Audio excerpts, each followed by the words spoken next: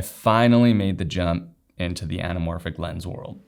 After years and years of wanting to shoot anamorphic, I finally did. As I assume you know this, if you're watching this, it's finally a lot more accessible to people like us who don't have hundreds of thousands of dollars to spend on lenses and camera gear. And I've been loving it so far. However, the first speed bump that I ran into after picking up the lenses, going and doing my first shoot, figuring out focus pulling and all that, was de-squeezing the footage in Premiere Pro.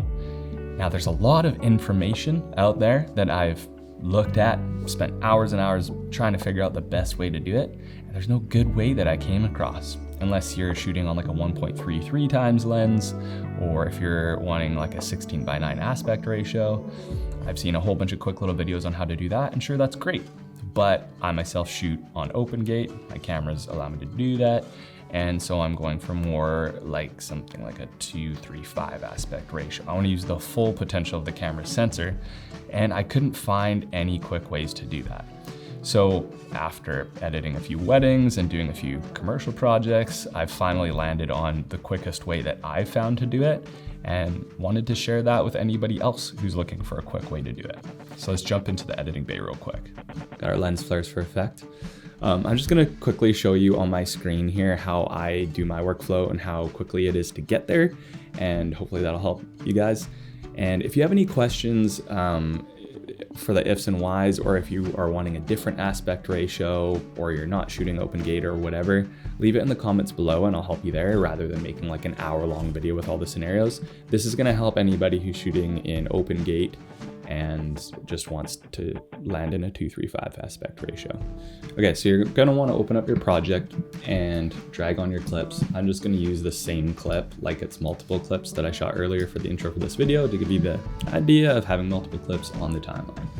Now, once you've done that, your sequence is gonna be automatically set to the resolution of the camera that you had to input out.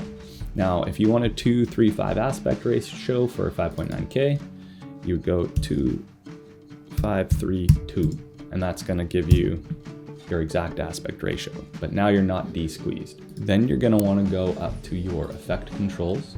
You're gonna wanna unclick the uniform scale and change your scale height to 65. And that's gonna de-squeeze your footage for you.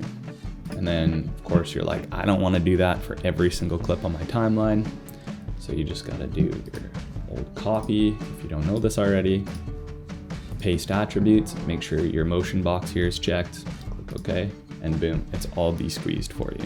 So there's a few different approaches to this, of course. Like I've tried this with a transform layer, I've tried it with an adjustment layer, and it always gets a little wonky while you're editing and trying to do things and with effects and stuff.